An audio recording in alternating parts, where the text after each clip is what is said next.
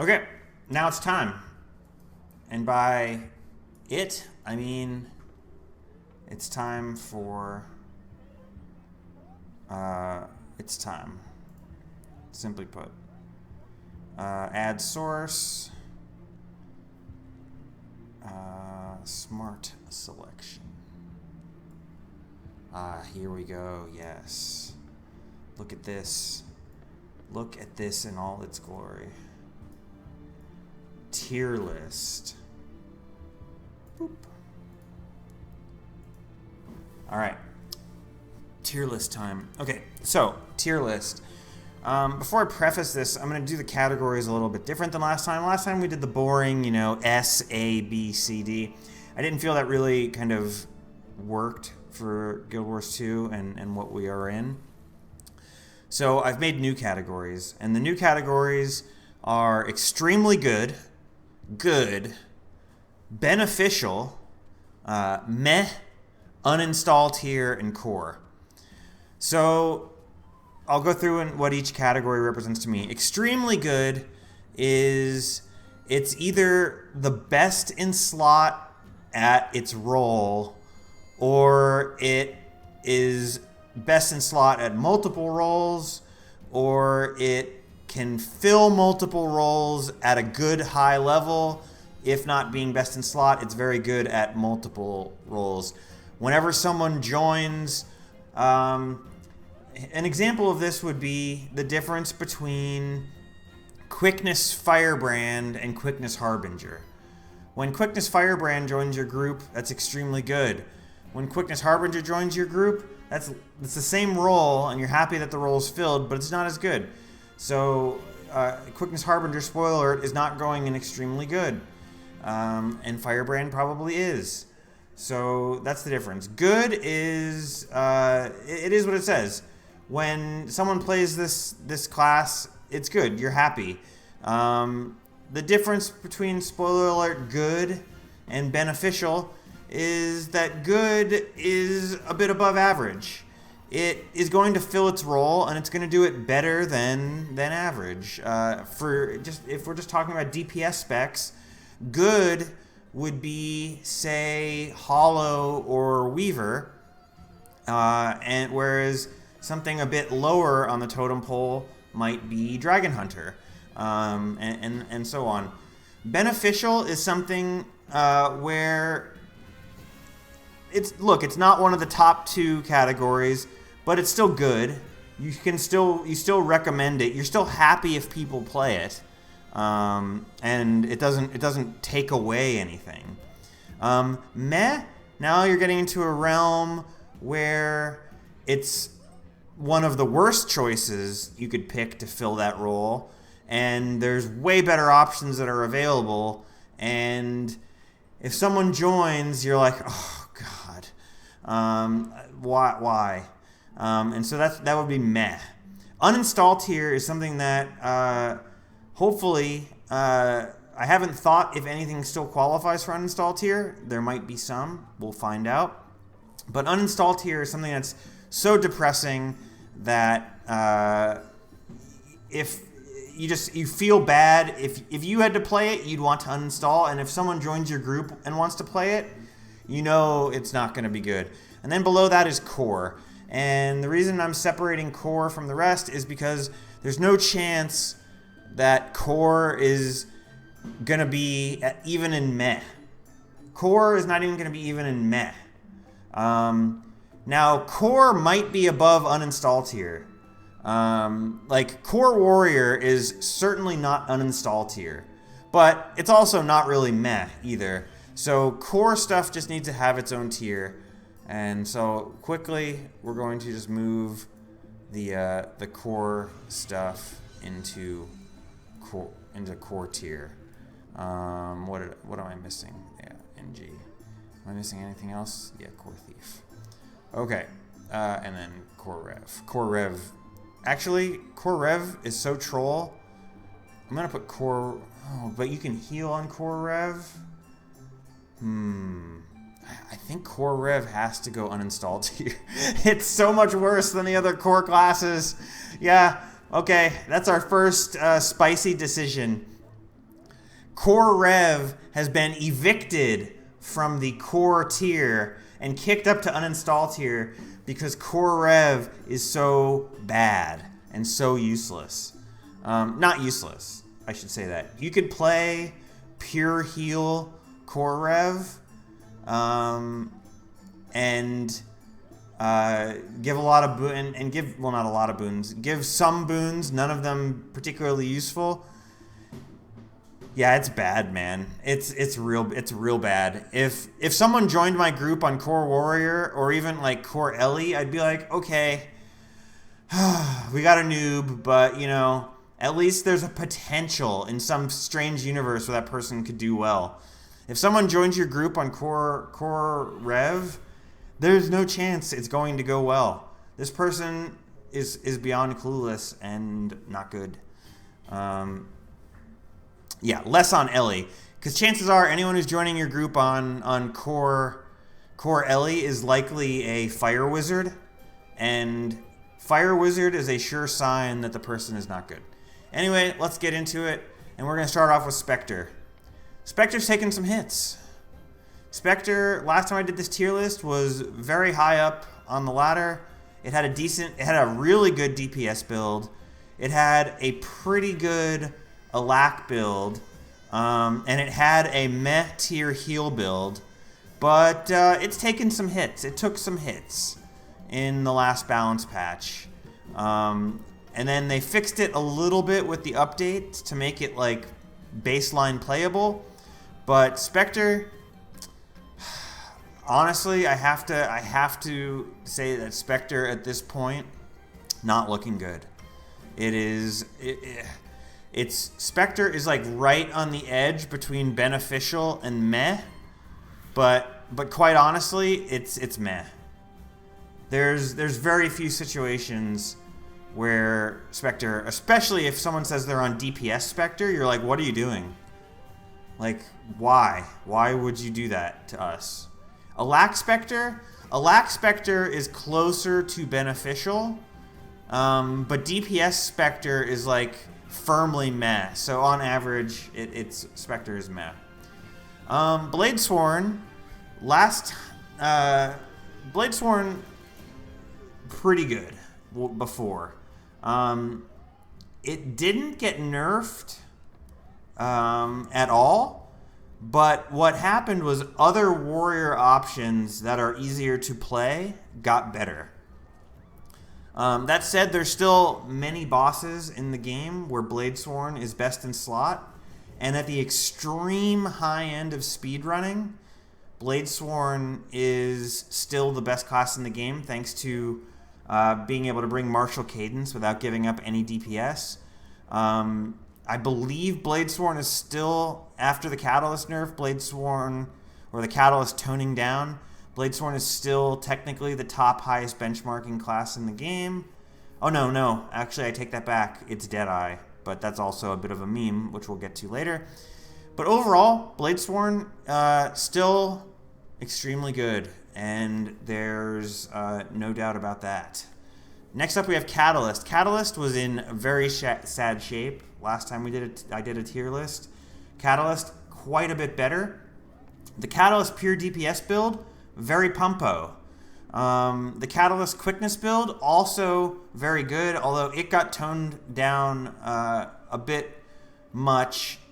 It was strictly better than some of the other quickness DPS builds, and now it's right in the mix with them as a quickness DPS build. But overall, the fact that it's a totally reasonable quickness DPS build and also one of the top DPS specs in the game means Catalyst, I have to rank extremely good. Next up, we have Berserker. Berserker's in a sad spot. Berserker caught a big buff in the last balance patch and got reworked in a very... the negative interaction between headbutt, stability, and outrage got fixed. And in fact, the current playability is better. But yeah, Berserker is worse than all the other Warrior Elite specs. Might even be worse than Core... Well, it's not worse than Core Warrior. in terms of DPS. But not only is Bladesworn worse output than the other Warrior Elite specs, it's also harder to play. Power Bladesworn is incredibly high APM and requires weapon stowing for animation canceling to get decent DPS results. And Condi DPS is Condi Bladesworn is pretty hard to play, and also is just middling in terms of DPS. It's not particularly good, and you have to be extremely skilled and extremely experienced with it to get decent results. The one upside of Berserker is, as far as quickness builds for Warrior goes, Condi Berserker is probably the best one. But I look at quickness Berserker very similar to how I look at Alack Specter. In that there's way better options. It's not very good. You would prefer that the guy in your party who's playing it played a different one, but you're stuck with it. And the DPS builds at this point are just they're either unplayable or you wouldn't want to play them. So quite frankly, it is going in uninstall tier. Sorry, Berserker. It is what it is. Chrono has is good. Chrono has a quickness DPS build. The problem with it is that the Chrono quickness DPS build has lower output than the other DPS quickness hybrids, which is problematic in that why particularly would you want Chrono instead of Herald in any group? And the answer to that is Chrono is still a very good tank, thanks to shield, and thanks to its built-in distortions and blocks, and it has portals, which are very useful if you're trying to play at anything above Pug tier. So Chrono now, Power Chrono as a DPS build is back on the menu, so it's pretty good. However, we can safely say that Chrono isn't extremely good. It is not going to be on the same tier as, say, Bladesworn or Catalyst. Power Chrono's a cut below those as a DPS build, and as a support build, it may be on sort of the close to the same level in terms of like quickness Catalyst, in that the DPS of Chrono versus quickness Catalyst or quickness Herald, the DPS is lower, but the utility is slightly higher. But overall, it's not quite there to extremely good. So I'm going to put it in the good category. But definitely not extremely good. All right, next up we have Daredevil. Daredevil is surprisingly good. Power Daredevil didn't get as big of a buff as some would have hoped for. It's one of the lower benching DPS classes, actually. But you don't hear a lot of complaints about it the way you do Reaper or Dragonhunter, and the reason for that is it has an extremely fun rotation, and it's extremely forgiving. And there's certain raid fights where it's very beneficial. Magnetic Bomb is something that doesn't show up on benchmarks, but in actual raid fights where you get Magnetic Bomb, it's extremely powerful. And also there's certain raid fights where you get Detonate Plasma, which if your team builds around that is extremely beneficial to your team. And also Daredevil has a Condi DPS build, and the Condi DPS build pumps pretty hard, and you have to appreciate that. But it's not extremely good. The numbers are just not quite there to be extremely good, and there is Boon Daredevil, but it only works on builds or on bosses with Detonate Plasma, so it's very limited. So overall, is it as good as Chrono? No, but it will go into the beneficial category. I would be safe to put it there. All right, next up we have Deadeye. Deadeye is one of the top DPS builds in the game. The M7 version of the build is the highest current benchmarking build in the game, but it's also a meme in that no one could actually play it on a real raid boss and get anywhere close to the same efficiency you get on the Golem. So then if we scale it down to the non-M7 build, the damage numbers become still very good, still over 40k, but at that level, it's a bit more pedestrian. It's not pedestrian. It's still good, but it's no longer best in slot as far as power DPS goes. So then you go, okay, well, what sort of utility do we have? And the answer is very little. The Boon Daredevil build that once upon a time existed when POF came out, not very useful anymore. Doesn't have a lack, doesn't have quickness, so therefore doesn't have a place. But again, the DPS, it does have viable DPS build, and it is definitely a pumper, so it will go in the good category. Dragonhunter. Dragonhunter is a pure DPS spec, has no other utility. It does require animation canceling to get decent DPS out of it. They did buff it a little bit, but it's still not quite in the upper echelons of DPS builds. It does have some utility. It has very good CC, but I mean, come on, at this point you have to have something more than that. If you're a pure DPS spec, like let's compare it to let's compare it to Deadeye. Deadeye's a pure DPS spec that does 40k DPS. You have to get above 40k to be in that range. Unfortunately, Dragonhunter, not there. Dragonhunter is slightly better DPS than Power Daredevil, but slightly worse DPS than Condi Daredevil. And it has the problem is that it's harder to play than either of them. It needs love. It's not uninstalled here because it's still actually fun to play. So, as you might guess, that places it in meh tier, in that it's a below average contributor to your group. Druid. Druid has quietly risen in people's estimation.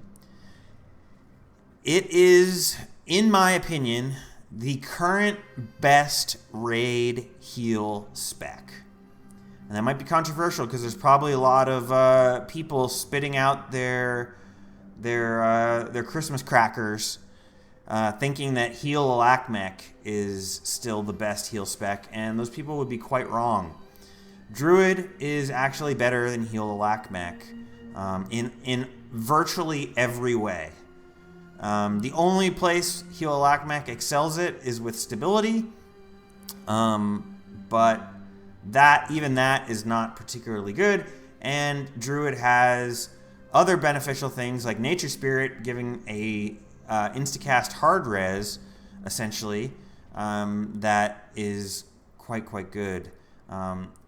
Additionally, if you are in a tryhard guild and you only use one healer, you really would struggle to solo heal on Heal Alakmech.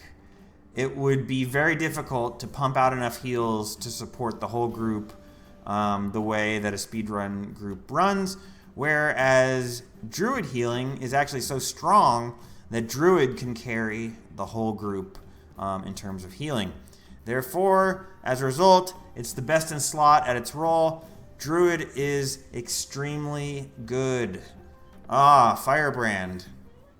Firebrand has suffered. It was down bad for a couple weeks. It got nerfed, and then ANET rebuilt it. Now it has a 40k DPS build at the time of recording this video. I do not expect that to last. I believe they will indeed nerf it.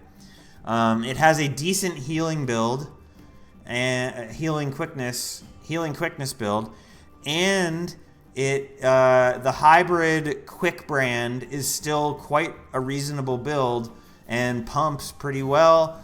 And it still has stand your ground. It still has quickness. It still has protection. There's a lot to like with quick brand, and having all of the Firebrand utility and it also being one of the top DPS specs in the game. Without a doubt, Firebrand is still extremely good. All right, next up, Harbinger. Harbinger is a sad panda at the moment. It has a quickness build that people groan. When the Harbinger joins the group and says, "Hi, quickness," you're like, "Oh, fuck. I was hoping a Herald would join." No. Unfortunately, quickness Harbinger, not particularly good. Chat is saying that people don't play quickness Harbinger, except for the 10-man Dragonstorm we just played. We had 2 quickness Harbinger. Or no, we had 1 quickness Harbinger, so evidently someone's playing it. But we could ignore that if the DPS build was a pumper. But the problem is, the DPS build, not particularly good right now. The DPS build is not in the top echelon of builds. Overall, I would have to say it's very similar to Specter. I feel like Harbinger and Specter are joined sort of at the hip, and that they do very similar things. They're both Condi based. They're both Condi based. They both make a boon that people want, but their DPS builds both leave something to be desired, and they're both suboptimal at their support role. So Harbinger's going to have to go meh tier. I was originally thinking of putting it in beneficial, but I couldn't in good conscience put Harbinger in beneficial and leave Specter in meh, and Specter is definitely meh. So yeah, Harbinger's got to go. Aha, Herald. Now we're talking about a good build. Herald is a decent pure DPS build. Not great, but decent. It's middle tier. However, where it shines is in its quickness DPS hybrid, where, very similar to Warrior back in the Banner days, it's a support build that has extremely good DPS. It's probably the best DPS of any quickness build. A good Herald player in most pugs will out DPS most of the DPS players in the pugs. That's just the way it goes. Heal Herald is a reasonable healer, but it's not amazing, I would say. It's definitely, as far as a healer goes, it's a tier below Druid, Healbrand, or Heal Lakmek. But overall, Herald has so much going for it that it's very easy to put Herald in the extremely good tier. Yeah. Awesome. So now we have Holosmith. Holosmith got buffed. It got reworked quite a bit. It's apparently a very fun build to play, and it pumps. But it's not top tier DPS. It's not above that 40k mark. In my mind, I look at specs that are below 40k, and I look at them as, I look at stuff that's in like the 37 to 40k range as good. 40k and above is top tier, and below 37k is low tier. Holo is at the high end of the below 40k tier. It doesn't have any sort of support builds really to write home about. It's just a pretty good build overall. I would say that it would go in the beneficial tier. You could probably change my mind and argue that it should be in the good tier. But overall, I would say it's somewhere between good and beneficial. I'm gonna go with beneficial because I do look at it similar to this. All right, next up is Mechanist. Last time we did a tier list, Mechanist was S+. It was the top of the pops.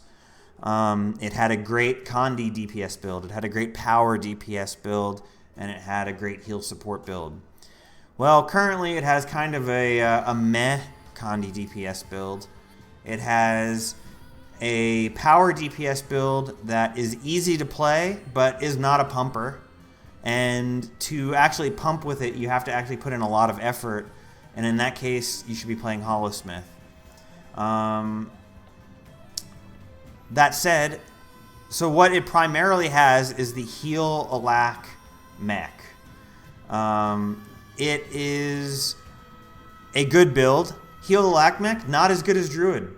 I mentioned that when I was talking about Druid. It's a tier below Druid. It's a half of a tier below Druid as a healer, and especially as your group. If you're solo healing, if you're solo healing, it's a full tier below Druid.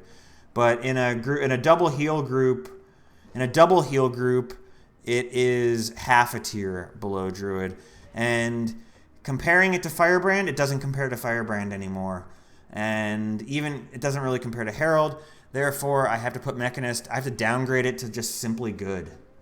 It's simply good. It's not extremely good any longer. Mirage. Mirage is interesting in that it has two builds. It has an Alack DPS build, which is okay.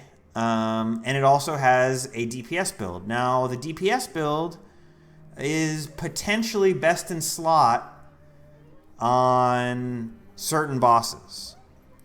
There are bosses that are susceptible to confusion, and on those bosses, Mirage goes to extremely good tier.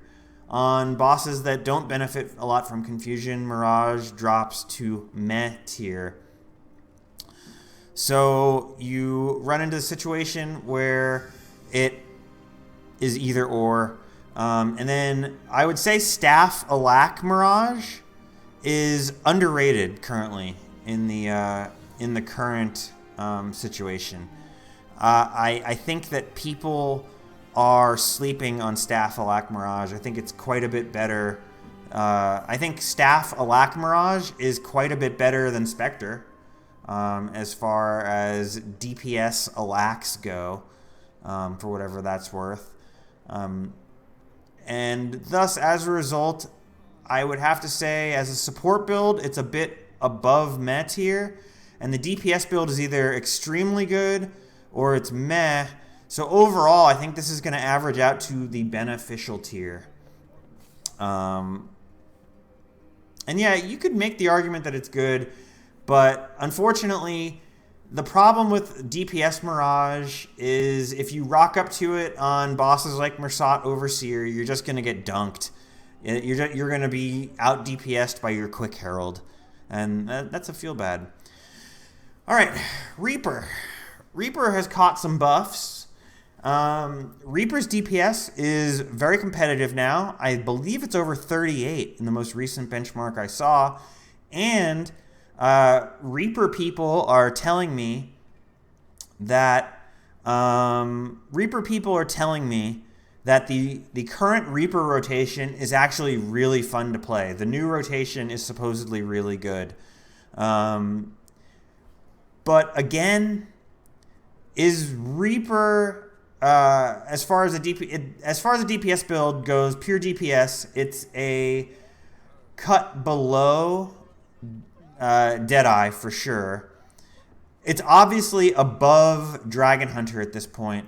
So really, without too much thinking, it just fits in beneficial tier. It's pretty good. It's above. It's definitely above Dragonhunter. It's similar to Holosmith, especially in that it has decent like somewhat decent utility that you can bring to the table. Yeah, so anyway, I think it's a bit above meh. But it's close. It's close to fall. At any time, it could fall to meh. And there are certain bosses where Reaper does indeed fall to meh, like Veil Guardian, where there's, well, if you didn't ignore the greens, it would be better. But the fact that people ignore the greens means Reaper is actually totally unplayable at Veil Guardian. So Reaper at Veil Guardian is actually uninstall tier. But yeah, so Reaper is on the level with Holo and with Daredevil. It's in that category. Yeah, I'm happy with that. Next up, we have Renegade, which is down bad at the moment. There is no real pure DPS Renegade build that people are actually playing. No one's really playing pure DPS Renegade. I haven't seen that in a while of people doing that. Alack Renegade is probably underrated, but as far as Alack DPS goes, overall, I would say the DPS build, I would say Renegade is actually underrated. The more that I think about it, Renegade is kind of just underrated in general, because the DPS build is still good. No one, well, I'm not going to use the word good, because that would mean I'm implying I'm putting it in good. The DPS build is still totally reasonable in terms of output, and the Alack build is also quite reasonable. And unlike other specs, it's really you literally press one button to make your Alack, which is quite nice. So I'm going to say controversially that Renegade is in the good category. So that will go there. Next up, Scourge. Scourge, when we last did this, was in the S tier. Scourge was still top tier 2 balance patches ago. Scourge has fallen out of the meta in a somewhat real way, because most pug groups at this point are bringing 2 heal Alack mechs. That's mostly how, or a heal Alack mech and a heal brand. If you also bring a heal Scourge on top of a heal Alack mech and a heal brand, that's just such overkill that it's beyond belief. And as a DPS spec, it has so much utility for a DPS spec. That said, the output, not particularly good. The total package, all the parts are there for Scourge to be good, but it doesn't fit into the meta. If you look at the meta as like a puzzle, and you look at the shape of the piece of Scourge, it just doesn't fit in anywhere. So Scourge is going to definitely drop from S tier down to beneficial tier. I would probably say that it's probably in between good and beneficial. Maybe if it did like 1k more DPS, I could see someone putting it in good. But as of right now, it's going in beneficial. If a Scourge joins your group as DPS, you're fine with it. You're actually happy with it, because it'll bring some much needed utility to the group, and could potentially throw some barrier out there that helps a lot. So yeah, so it's totally reasonable. Next up, we have Scrapper. Scrapper has basically all Scrapper has is a heal quickness build. I don't know what the current pure DPS Scrapper benchmark is. But I am certain it's below 40k, and if I had to guess, it's below Holo. But it does have a quickness build, and it also brings some utility that very few other classes have, namely super speed, which is very useful in a lot of situations. Super speed is a DPS increase. Not too much to say about Scrapper. Quickness Scrapper is a solid build. I mean, I'm not dissing on it. Chat is kind of thinking I'm dissing on it. No, I'm very happy with Quickness Scrapper. I think it's a good build. I just don't think it is extremely good. So it's going in the good section. The problem is it's very underrated. People aren't playing it enough. People are definitely not playing it enough. As far as pure DPS goes, yeah, it's not there. But the quickness build is very useful.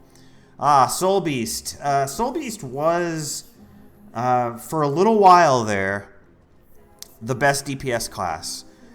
You could have argued that that Mechanist was the best DPS class because it was easier to play than Soulbeast, but Soulbeast did, in the hands of a good player, outperform it, and Soulbeast is fun to play. Soulbeast just was tremendously good. Soulbeast has taken a knock, relatively speaking, because it still has good output. It still has very good burst, which is very good on a lot of fights, especially fights where you want a power build to burst hard. That said, Soulbeast has gained a lot of rivals. There's a lot of other power DPS builds that are now where it was or higher, and as a result, it falls simply to good. Chat is asking about Condi Berserker. I addressed Condi Berserker in detail. You can rewind the VOD or wait for it to be on YouTube to hear the negative things I have to say about Condi Berserker. Okay. So next up we have Spellbreaker. Spellbreaker. You know I like Spellbreaker. It doesn't have a very good support build, but it does have two, actually really three very good DPS builds. However, are the DPS builds extremely good? The numbers are pretty good. The numbers are, 40k. It's a very powerful DPS build. That said, with all things considered, it doesn't burst quite well. It does actually. Greatsword Tactics does burst almost as hard as Soulbeast. I have trouble putting it in extremely good tier because it's not best in slot on any boss. There is not a single boss where Spellbreaker is actually best in slot as far as DPS goes. And it also doesn't have a really good support build. I would rate it slightly higher than Soulbeast, but not high enough. I would rate it higher than Soulbeast, but not high enough to jump tiers. So it is going to be in the good tier with Soulbeast, in that it is a pretty reasonable build and fun to play. An added feature is that both the Greatsword build and the Hammer build is very fun to play. I don't know, Greatsword Spellbreaker might be very good to have on a few on CA. The problem with Conjured Amalgamate, you may not be aware, is that your Magebane tether does not attach to the Conjured Amalgamate. Therefore, you lose DPS, and you should almost 100% certainly be playing Bladesworn against that boss in that situation with that class. Next up, we have Tempest. Tempest had a mild rework. It had its healing potential lowered. It lost a little bit of healing, but it gained a little bit of DPS. So sort of where does that leave Tempest? It's in a rough spot, I would say. The heal Alack Tempest is pretty good. It's not extremely good. I would say heal Alack Tempest would be, if by itself, is in good tier.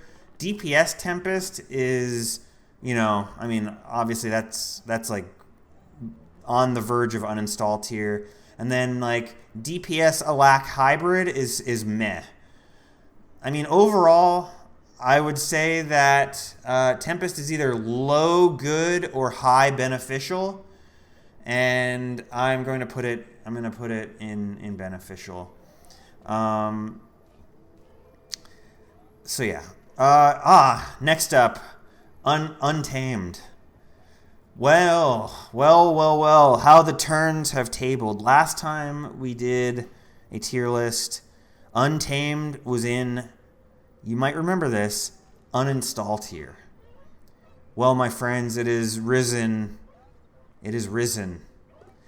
Like the Lord Jesus himself, it has risen. It now has some good builds. It has Punt and Cunt. That's Power Untamed and Condi Untamed. Insane.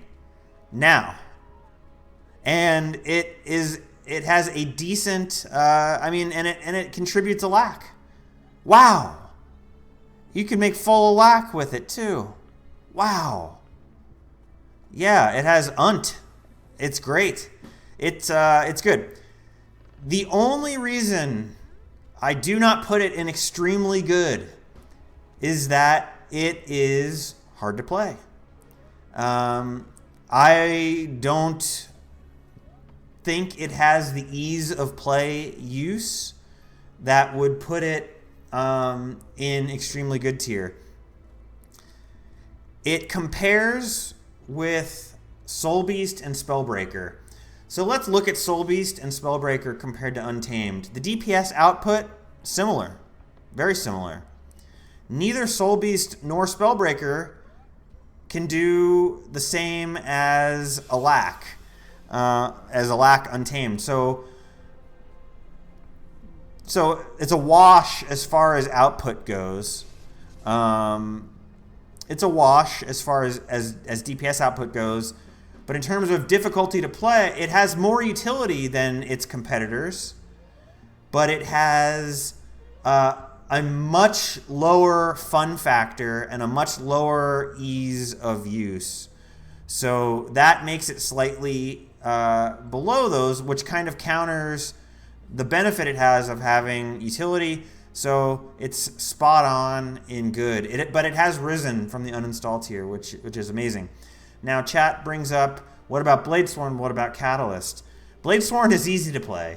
The DPS tactics Bladesworn build, it looks less intuitive than it actually is.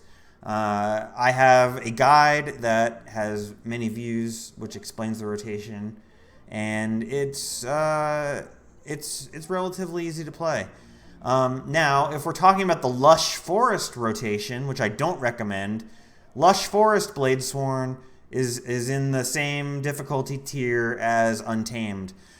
But just the regular Bladesworn is relatively easy to play. It's low APM. The rotation loops for the most part. It's not particularly hard. Catalyst, a lot of button presses, but it's learnable, and it has a better output, and it also has a better support build than some others. So that's why I would put them above Untamed. They're both easier to play, I would say, than Untamed. But moving on, Vindicator. It's hard to say Vindicator. Vindicator is it is a good DPS spec, but it has no other case use. Vindicator again compares very favorably to Soulbeast and Spellbreaker. It's in that league. It does similar DPS to those. It's roughly as easy to play as these. Easier to play than Untamed for sure. So it's kind of a no-brainer that it's going into good. So now we're down to Virtuoso.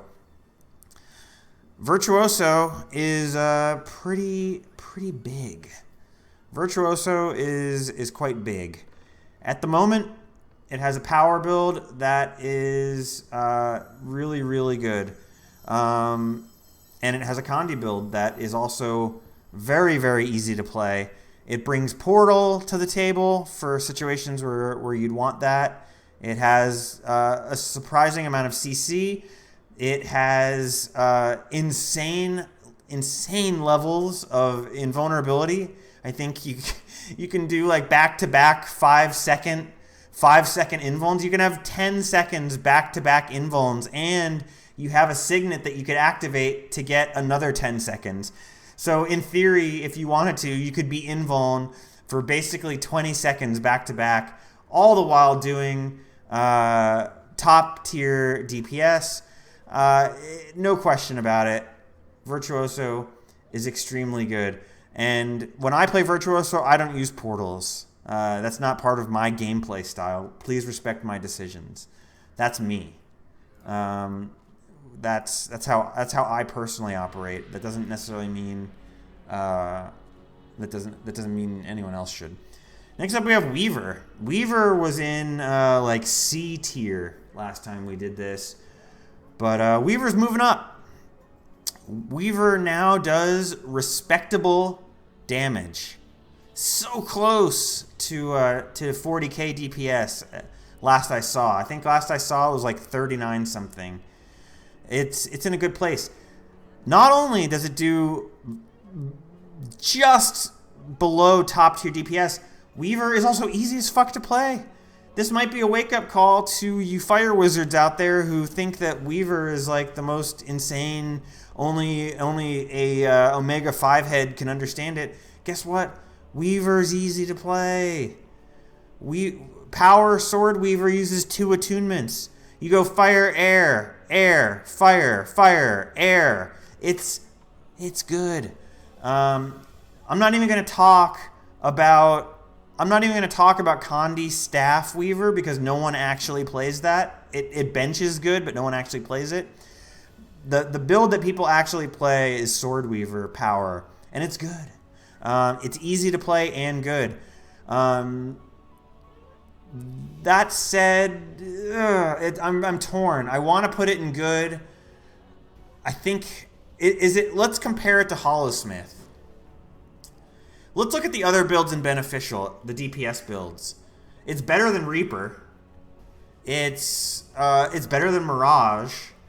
It's definitely better than Daredevil, and it's on par with Holo. But it also is very similar to Soulbeast. It's very similar to Soulbeast. So I'm gonna go hot take spicy YouTube comment bait and put it in good tier. And in fact, you know what? I'm upgrading Holo. I've convinced myself Holo is in good tier. Holo's up. Holo moves up. Weaver has convinced me to move Holo up. Yep, it's big. And that leaves us with Willbender.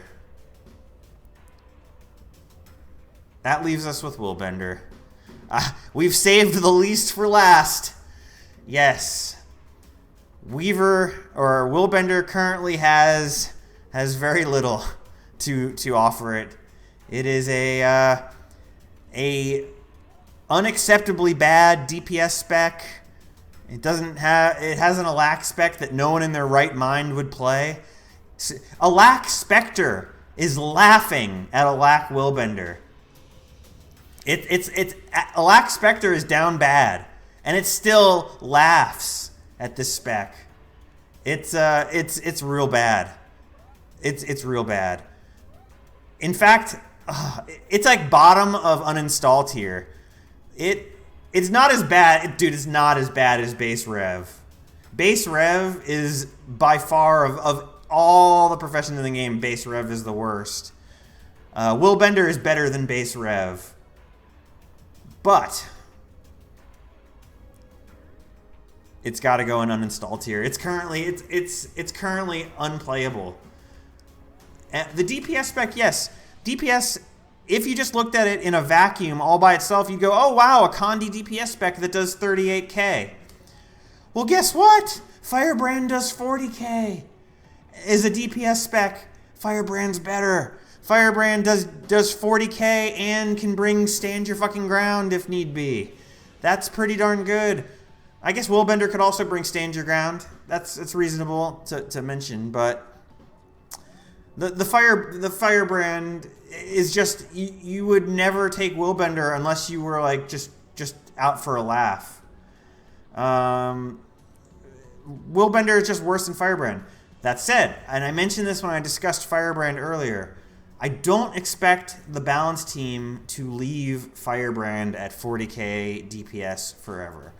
I have a feeling that when ANET gets back into the office in the new year and they do like their first patch where they can add some balance tweaks, Firebrand is going to get nudged down. And at that point, it might make pure DPS Willbender come out of the cuck shed and move up to either meh or even beneficial tier, depending on what else happens, because maybe they will give it some love in other parts of its kit. It needs a bit of, not necessarily a rework, but it could just use some minor. It needs some numbers tweaks, and it needs some like quality of life tweaks, and yeah, that would get it back going. But overall, this is the list. I'm pretty happy with the list overall. Things that I could be debated on and I could have my mind changed about is Specter. I do think Specter is slightly better than Harbinger. And the other thing I could be talked into Specter moving up to beneficial tier, and I could also be talked into Tempest moving down to meh tier. I could definitely be talked into either of those moves. Those two could swap, and I think that would be also a reasonable outcome. But overall, I think this is right. And I want to say one thing in terms of ANET's overall balance. One thing that we can say that's good is that if you look at how many specs are beneficial or above, we're getting to the point where, I mean, the overwhelming majority, if we don't count core, the overwhelming majority of specs are beneficial or above. And that's a good place to be. There's no profession that you could play, that you could pick, that's useless. No matter what profession you want to play, there's at least one build that is beneficial or above. And in fact, really, Firebrand has 3 builds that are all good. So Firebrand, so even Guardian has their space in the sun. The only professions that I would advise ANET so here's where I would advise ANET that we need some more love. Obviously Willbender, obviously Berserker. Those two need love badly. Specter, anything in the Mets here needs love. And then generally in the beneficial tier, I think it's okay to kind of leave the beneficial tier untouched, except for Daredevil. Daredevil and Deadeye, Thief doesn't have anything in extremely good tier, and I think Deadeye being in good tier is maybe a bit of a reach, but I didn't want to put anything that goes above 40k below good. I think that Thief needs some love, and something needs to happen for at least some Thief build to go back to extremely good. And I think that Specter is the likeliest candidate. Specter with a few tweaks could go from meh to extremely good. If they added a rune of the Firebrand, but for Alacrity, then all of a sudden Specter goes from meh to at least good. That change alone would get them there. Obviously, I don't think they're just going to magically add a rune to the game, so that's less likely. But I think of the Thief specs, Specter has the best chance of making it to the extremely good category. So yeah, so my advice would be for when ANET does their pass of the meh tier to really juice Specter up there. As far as Willbender, it needs a bit more identity. It can't just be a pure DPS spec and have worse DPS than Firebrand. And if it's going to be an Alack spec, it needs a little bit more support for that. And that would make it a little bit better. Berserker, it needs a lot of love.